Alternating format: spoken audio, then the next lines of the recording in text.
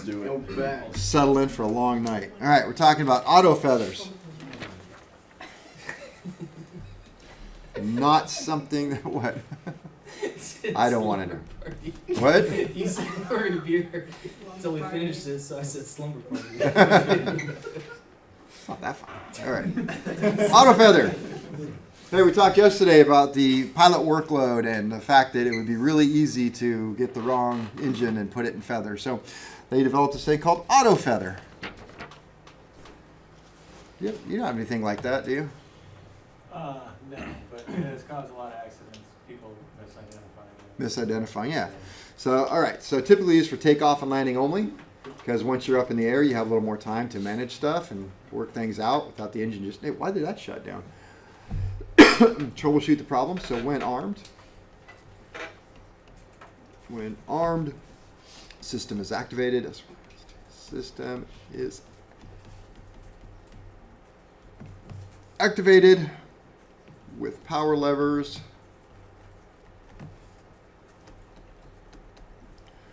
above 50%. So arm it, go above 50%, boom, she's on. Will cause the props to feather if torque pressure switch senses a drop below a preset limit. So the bigger twins, the more expensive you get, the more stuff they're going to have to help manage this stuff. You ever fly anything with this stuff? So even the Barons, my customer at the Baron, they had thrust indicators, which was really nothing more than a spring-loaded switch down below the engine nacelles, and it took the prop blast to move it up out of the way. So if that prop was still windmilling, because they're going to look exactly the same, but it wouldn't be enough prop blast to move the indicator up, it would drop down and indicate like right engine failure. So it would be your indicator. So you can do the same thing with the thrust sensors, load cells. When you lose the thrust, it's going to have a no thrust indicator light comes on. Causes prop to feather if torque pressure switch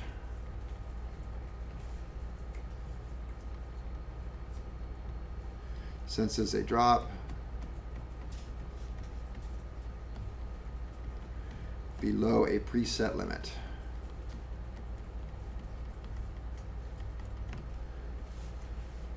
Time delay will prevent auto feather. And I love this sentence. If there is just a momentary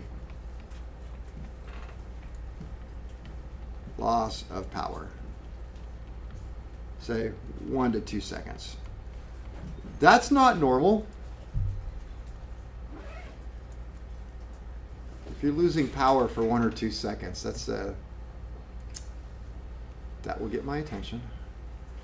They make it seem like it's just 1 or 2 seconds, it'll be fine.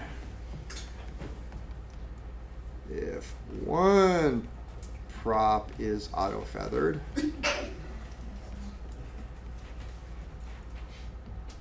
I should just say feathered. One prop is feathered, system will not, thankfully, auto feather the second engine.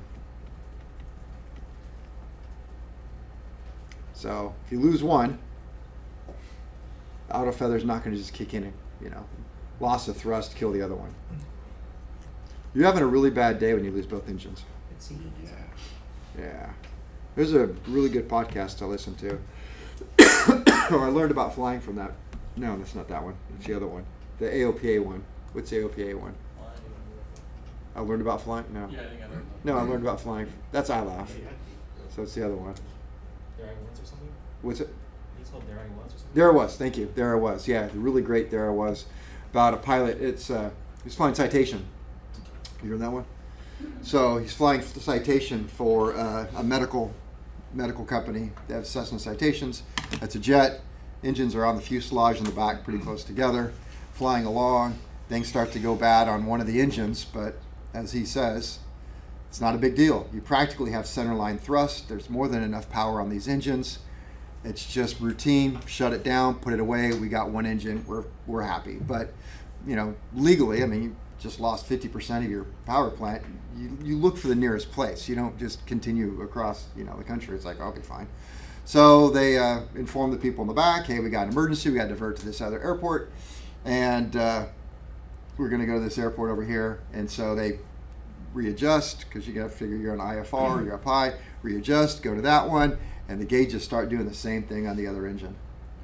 And it was like, oops, they couldn't just shut it down, but they rode it until it died. And then they were dead sticked it all the way into this airport, and didn't have time because of the emergency to tell the people in the back what was going on. And the guy says, I made this really sweet landing, no power, do a rollout, kind of start to leave the runway, but there's no power to get off the taxiway. And so the people in the back, what's going on? So we didn't have time to tell you, but hey, we just lost both engines. And they said, well, we had no idea. Everything was nice and smooth. But the funny thing about this story is they're sitting there on the ramp waiting for something to happen. They're talking to their dispatcher. The dispatcher says, hang on. We got another one of our airplanes just had an engine out. And they're like, holy crap, you got to get them on the ground now, because we just lost two. They just lost one. And sure enough, they do an immediate emergency landing at the nearest airport. And so they did. And what happened is somebody put DEF, diesel exhaust fluid, in the Jet A. Wow. And it causes the fuel to crystallize in the system. I won't name names, but somebody very close to me has a very, very nice pickup truck and accidentally put 1 gallon of DEF in the diesel tank. What's a diesel truck tank now? The pickup truck, Chevy. It's like 40 some gallons. He figured, hey, 1 gallon out of 40, I'll just top the tank off. It's just, it was $40,000 in damage on this new truck. Insurance paid for it. Yeah, so. He did that to a new truck? Yeah, it's brand new. What does he hell? think? That's half the cost of a new truck right there. It's a new truck. Yeah, it was a lot. So this DEF stuff is really dangerous. They use Prist for fuel, which is an antimicrobial. And somebody got the DEF and the Prist. I don't know why DEF would be on an airport, but they put this in the Jet A, goes through the fuel system, it crystallizes inside the fuel injector units. And in fact, that podcast, the guy said, he goes, what did they do with the plane? He goes, they totaled it. It costs more money to take apart this engine to get to the fuel system out and put in a new fuel stuff than the plane was worth. So, losing both engines. Is that what they did to both? Is that what happened to both? Both of them, yeah. And so they quickly called the FBO, said, hey, man, we're losing planes left and right. They got fueled. I guess there's another one that was just about ready to take off, so they had to shut them all down. So, yeah. What do you think the single most likely cause is for both engines to fail in flight? We had birds too. Fuel contamination? Fuel. Fuel? Yeah, makes Fuel sense. contamination, or trying to wean it from fuel to air? It's a joke. Run out of fuel. All right. I don't think I have any slides on that one. Let's see.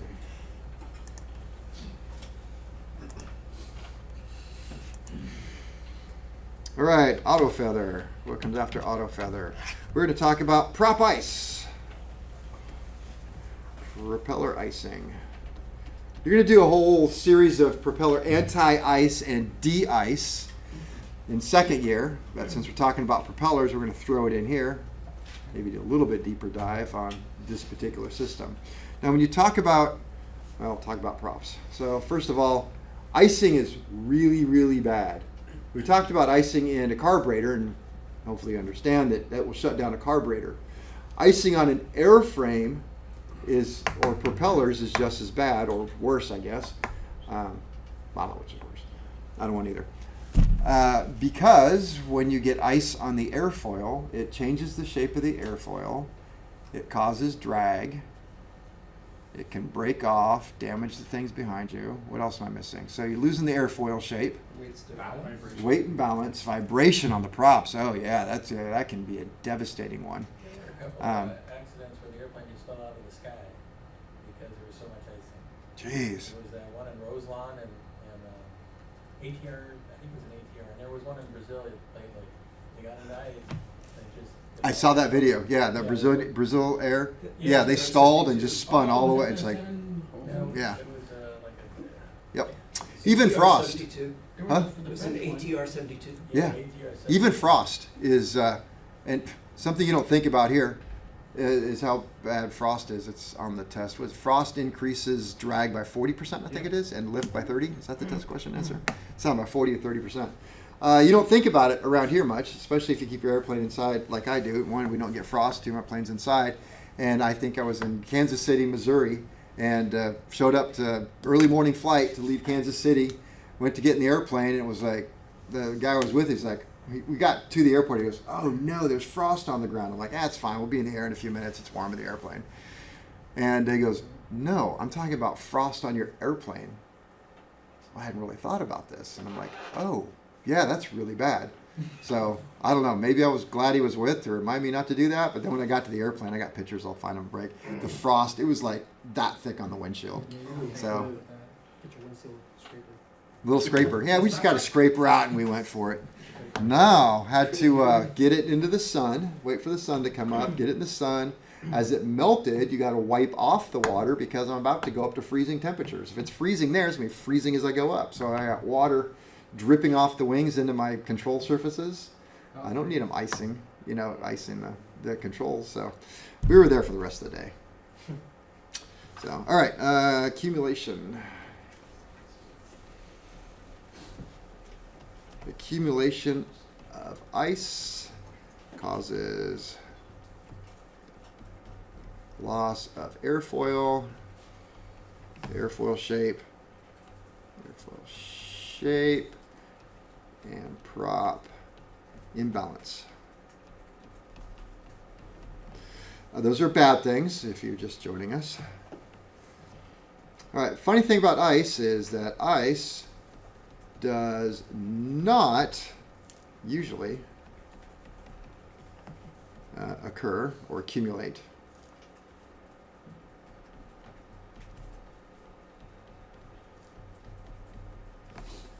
near the outboard section.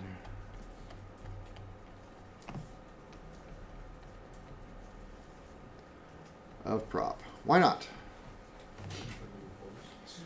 It's going so fast that it's hitting the air and it's heating it up to such a high degree that ice won't stick to it. That's not true at all. Sounds cool. Huh? It sounds cool. Sounded cool. I made it up right now. Yeah. No, too much centrifugal force is too much. So remember how I told you, I lied to you about the paint sliding off? Well, guess what does slide off? Ice. So in the outboard sections, the ice will actually sling off. So outboard prop due to centrifugal forces.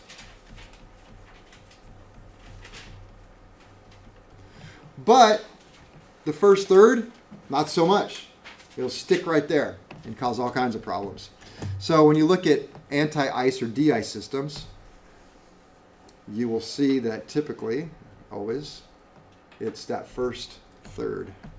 So two types of systems, two types of, I have to change this, of, I'm going to say no ice systems, because I can't use either one of these next words. There is the anti-ice, which prevents the accumulation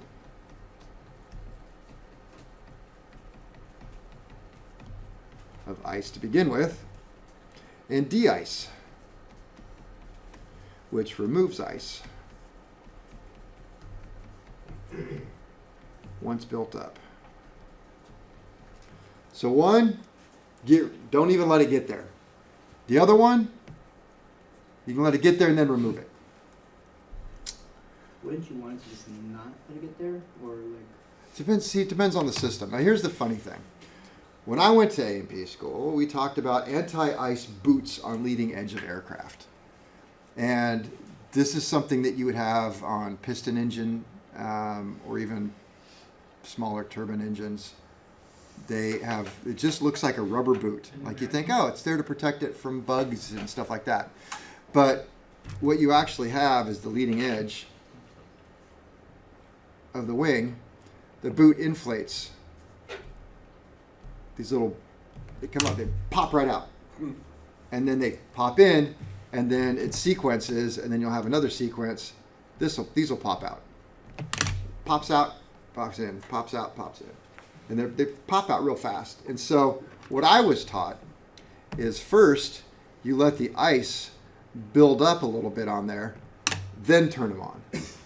That would be called de-ice.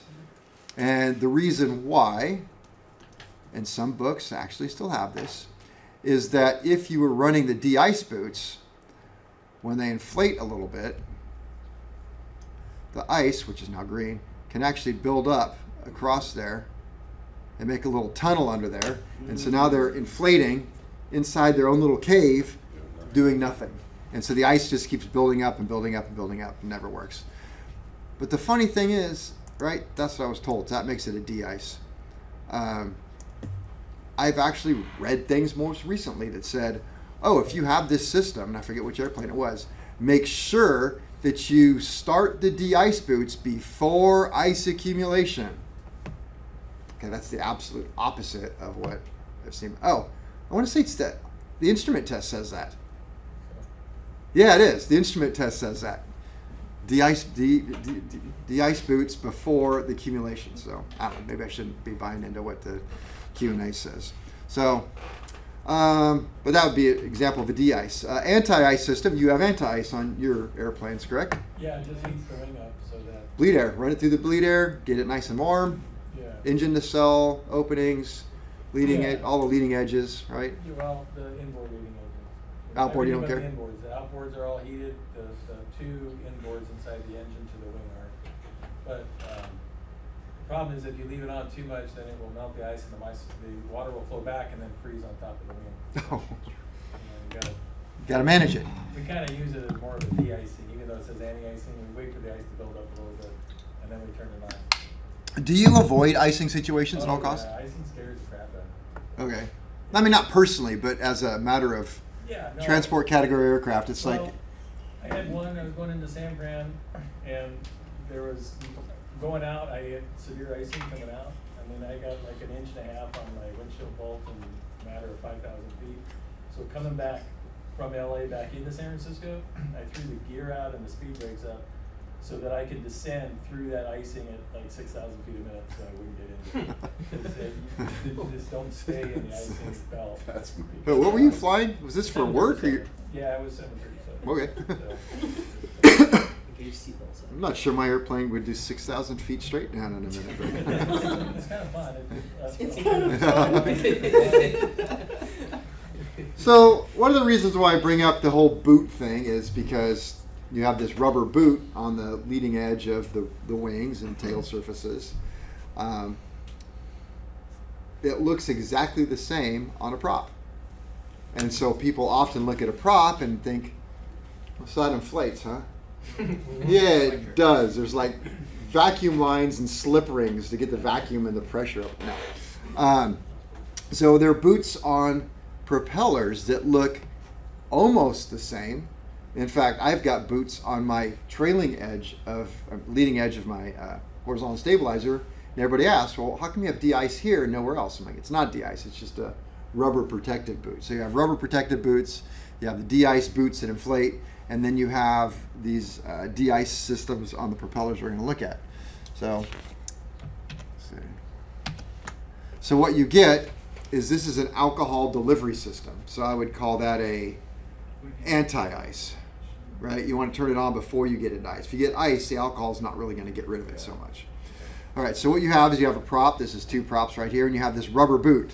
Rubber boot is called an overshoe. That's sure. There's another book that I use that calls it a feed shoe, and that's what I call them, feed shoes. So, feed shoes. See, does anybody know what another name for an overshoe is? When I was a kid. Oh man, I had German. My grandma's German. Galoshes. grandma's German. Yeah, galoshes. You got your galoshes. Actually, no, my grandma called them something else. I won't tell you what it was. God bless my grandma.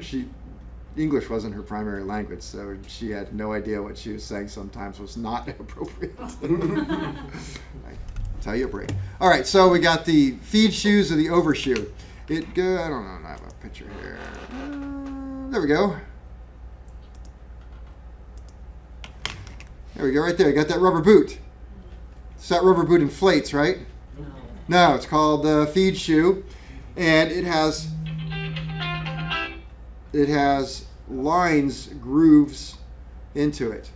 And what those grooves are, and this entire piece of rubber is all about, is fluid is going to come out of this nozzle right there, and it is going to travel down. It's going to help it travel down the blade instead of just washing over the blade. So you got a feed shoe with the lines that directs the fluid. That's what it's there for. So how does it work? You got a tank. Tank's going to have your anti-icing fluid in there, alcohol fluid. Alcohol doesn't freeze. So we add a little alcohol, so it doesn't freeze. All right, it's going to go through a filter because it says filter, and a pump. So it sucks through the pump, go to the pump. You got to have, right here, it doesn't say what those are. You need to have some sort of check valve. The check valve allows the fluid to only go one way.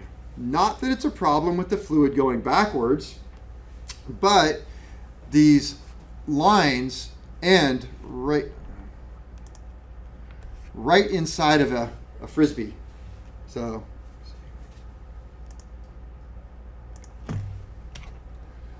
if you look at this little thing right here, it's like a little frisbee. Just like that. Has little cupped ends to it. And that spray goes right in that, right there. So it just aims it, well, down here would be better.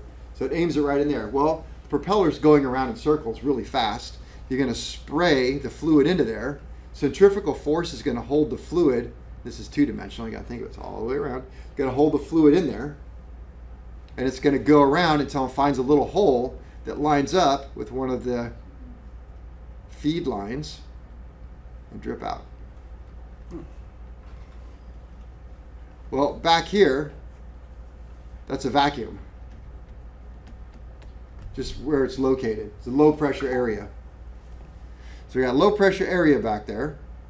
So without some sort of check valve that takes a little bit of pressure, this suction right here would just draw everything out of the tank even when you didn't want it.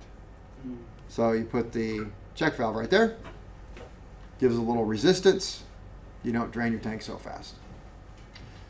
So how long can you go through the ice?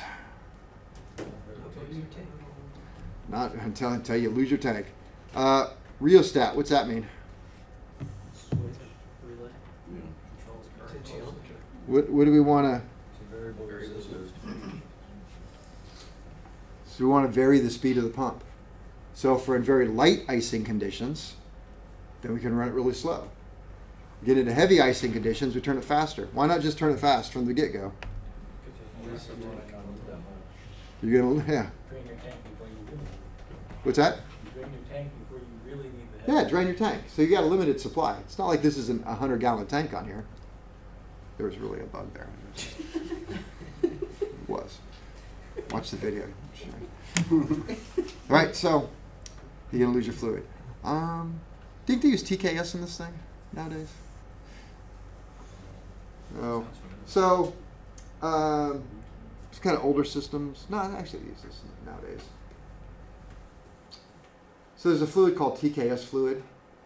I don't remember what it stands for, but like the new planes, the parachute, the Cirrus. When you get into icing, you got to look at it. But you ever go up to a Cirrus or an airplane that has looks like a stainless steel leading edge, even a piston, like I said, a Cirrus. There's millions of micro holes drilled into it. And when they turn on the icing fluid, this TKS fluid weeps through the wing. The wing just kind of suddenly starts getting wet, starts flowing down off. It's really cool. But that's a whole nother lecture for next year. So, all right, so we got this system here, the fluid ice protection system. Let me see. Oh, I did write that. I'm sitting here wondering. It's just right in front of me. So de-ice, we got the de-ice here. Let me see, de-ice. So two types. We're going to talk about the de-ice here. So anti-ice is what we're talking about. So we got to talk about the anti-ice fluid. What is the fluid? It is either, like I kept saying,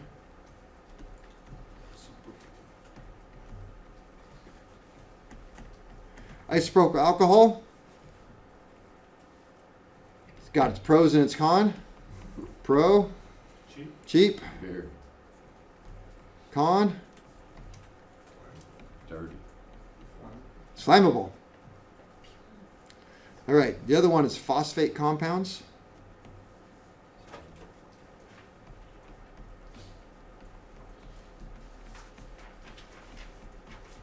I believe they're talking about TKS systems. Pro, It's not flammable. not flammable. Con, Expensive. expensive. Right, so we said anti-ice must be used before the formation of ice. I'll put that up here. Yep, we already got that. Don't need to be redundant. Don't like redundancy. Saying the same thing over and over again. You're not repeating yourself and being redundant. All right, so we got the operation. Pretty much covered that. We got the tank. Tank obviously stores the fluid. Tank that stores the fluid is plumbed to a slinger ring. We got the slinger ring, which is where it ends. Collects the fluid and through what kind of force? Centrifugal force will distribute it out to the feed shoes. Rubber boots with channels will direct the fluid down the blade. Feed shoes, usually only about 1/3. Oh, that's it. 1/3 of the blade. Near the hub or near the tip?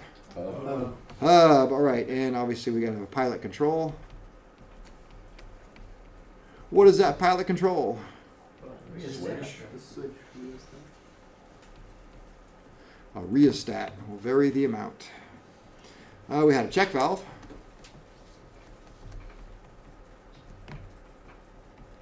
It takes 3 to 5 psi to open.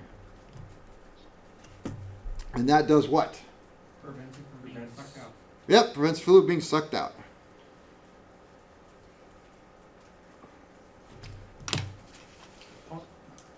Pump, thank you. All right, so we're good mechanics and we're doing an annual inspection on this airplane. We're going to check the operation of the system. See, yes, we're going to check the operation of the system because we're good mechanics. So we go in the cockpit, master on, standing outside and tell the person inside, all right, go ahead and turn on the pump. I hear the pump running. I'm standing there at the blade and nothing's coming out.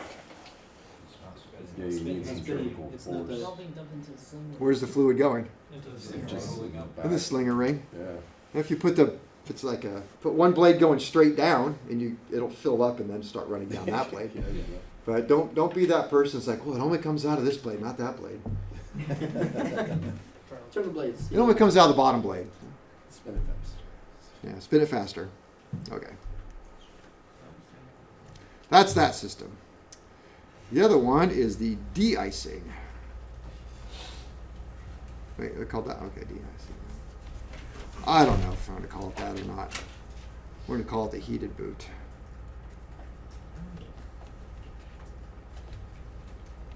There, I'm going to call it that. All right. So this one is going to use a heated boot. I just wrote that. Self-explanatory. A heated boot. So it's going to look just like that feed shoe. Difference is, it's what? It's electric. Now the problem is, it's only good for a couple of turns because you got that prop spinning around, those wires, they got to stretch. So it's got a heated boot on it. It's going to look just like the feed shoe, but it doesn't have ribs running down it. Well, it's easy to tell. If you've got you have this version, you're going to have the pipe sticking out.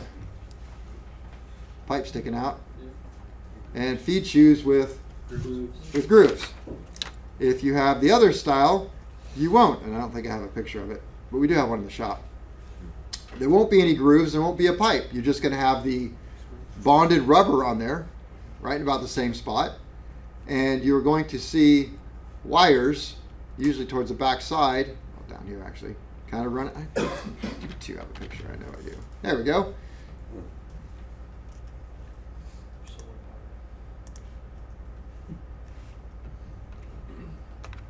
There's your boot. There's wires going to it. Said limited use because that's spinning right there, and those wires are going to get all caught up in there. We'll talk about that.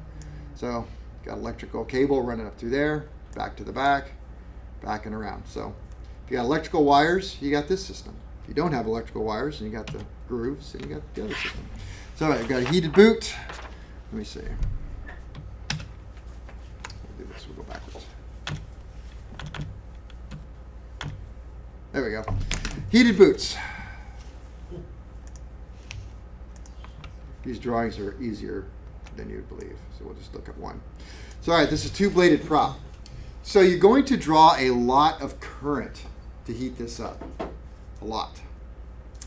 And I'm guessing here that the reason why it's designed this way is because it draws way too much current for the typical alternator to heat all of the boots and all of the elements at one time.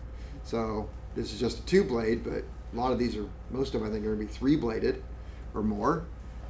And then you'd have to have a much heavier alternator that you're flying around with all the time, just on the off chance that you want to de-ice your boots. So what they do is they use multiple segments and a sequencing valve. So the way it works is you're going to have a switch in the cockpit. It looks just like that. Where the heck did it go? Well, that didn't work out well for me. Let's see. There it is. All right. Switch in the cockpit. I thought there was a switch here. There we go. Nope. Switch in the cockpit. Don't have a picture of it. You got the prop de-ice. That's very important that you have an indicator. The indicator is what tells you it's working.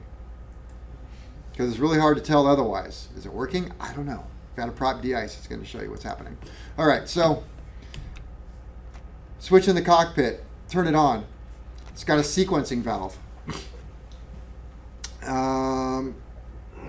Current is going to go through the sequencing valve out towards the propeller. Once it gets to the front of the propeller, we have slip rings and a block and slip rings. That is to say, remember electricity with the alternator and the, not the commutator segments, but the armature, the what? The carbon brushes? Yep, carbon brushes. There we go. We got 3 carbon brushes, 1, 2, 3 tracks. Why 3 tracks on this one? Because you have an inner and an outer. So that's positive inner, positive outer, ground for both. All right, and the way the sequencer works is if we look at this, this is a little hand like a clock that's going to go around like clock. Okay, so right now it's pointing towards this one, so it's going to come through here, come down here and heat the outboards. So outboard of this prop, that prop. Then it's going to go a little bit further, turn off that outboard, come to this one and do probably inboards. Yeah. That's not important. Then it's going to wait a little while, then come over here and then do the outboards. Then come over here and do the inboards. Then come over here and do the outboard. And you can control how fast that goes. So you follow so far? Yeah. All right, so that's all there really is to it. You have a indicator or an ammeter, which is really what it is, that's going to tell you if the system is working. So if we think this through a little bit, we got the system and we got the prop de-ice over here. What should we see? All right, so we're going to see, boom, it's on. It goes right in here to the green. Oh, good, it's working. Crap, it just went off. Wait a minute, no, it's working again. There it goes again. Now it quit. Now it's back on. Now it quit. Now it's back on. What's going on? Switching. Yeah. So you're going to see that Making flicker. contact at the different- Yeah. Not having flown this system, I often wonder, I don't usually say it out loud, if you have it in high de-ice, does that mean that the sequencer goes faster and heats up all the elements for a shorter period of time?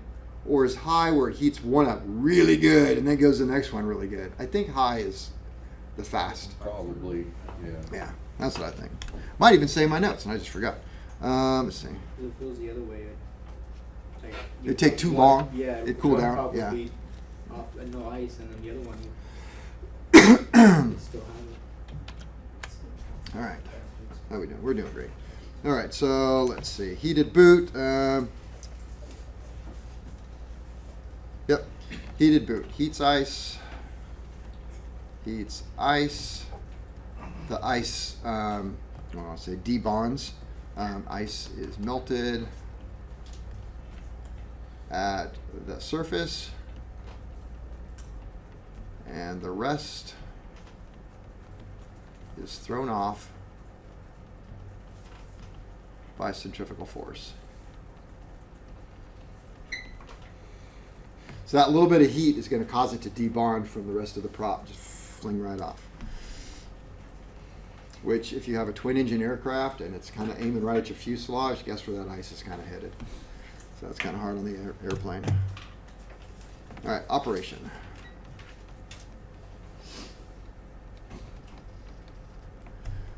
All right, when the system is turned on, system on. System is turned on. Current travels from the control unit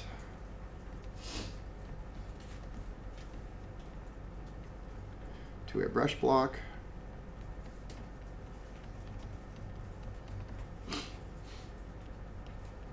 That rides on slip rings.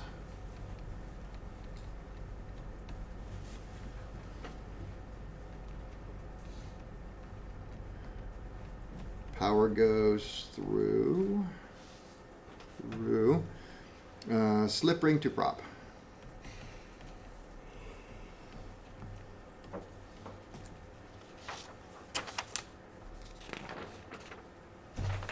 To prop. Let's see, blades have a bonded heating element.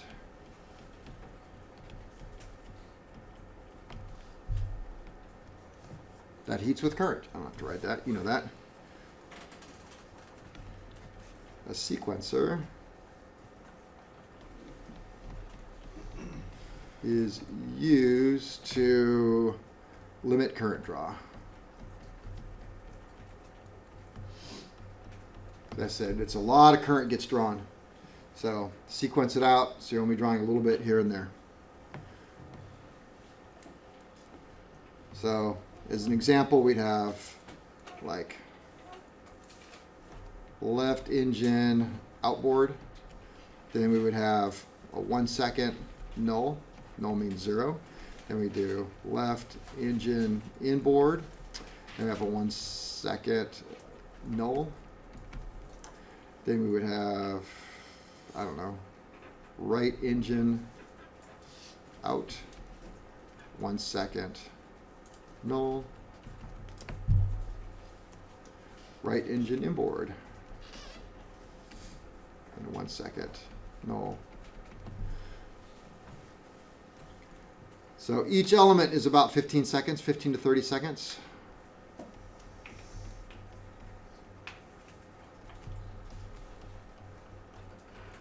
Let's see, 15 to 30 seconds.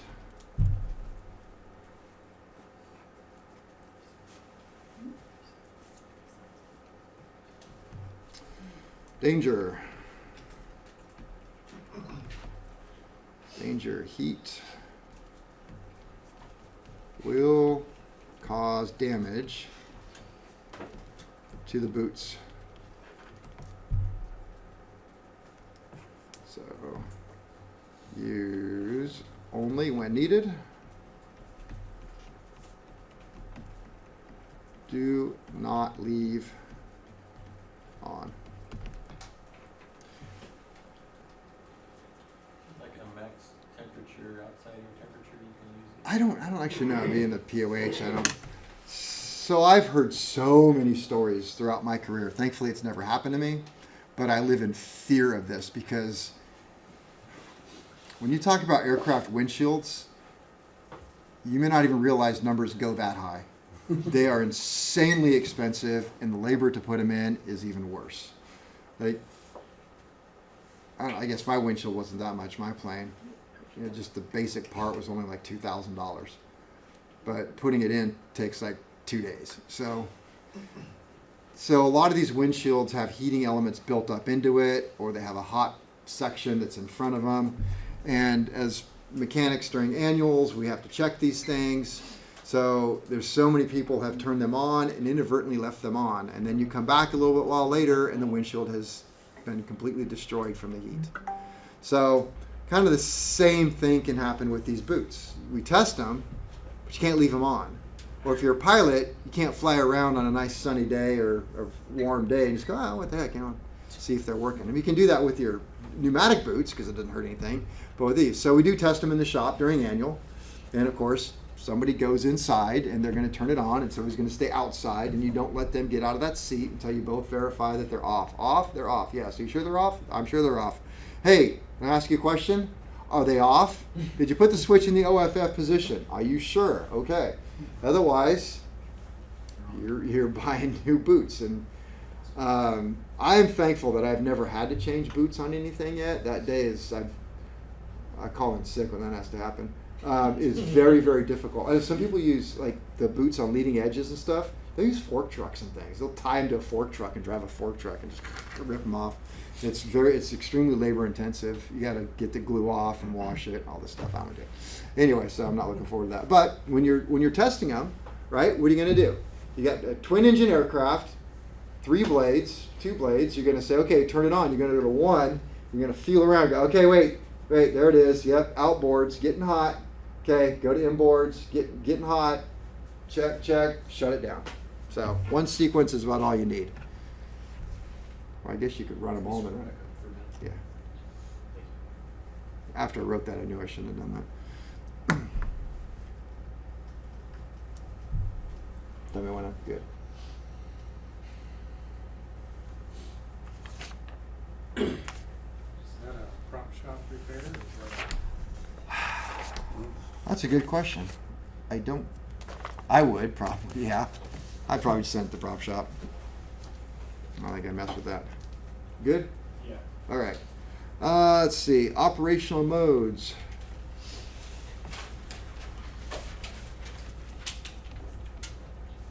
May include, let's see, full de-ice. There is a spring-loaded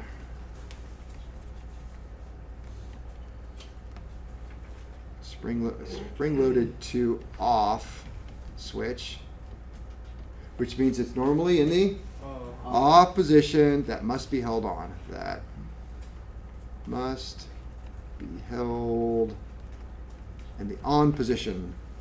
This will override the sequencer and heat all elements at the same time.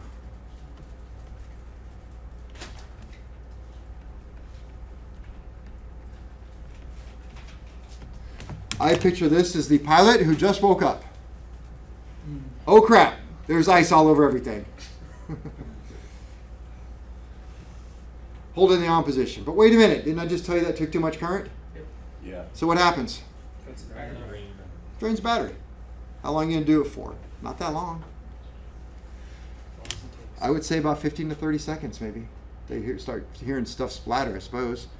Then we have the fast cycle and slow cycle. Fast and slow.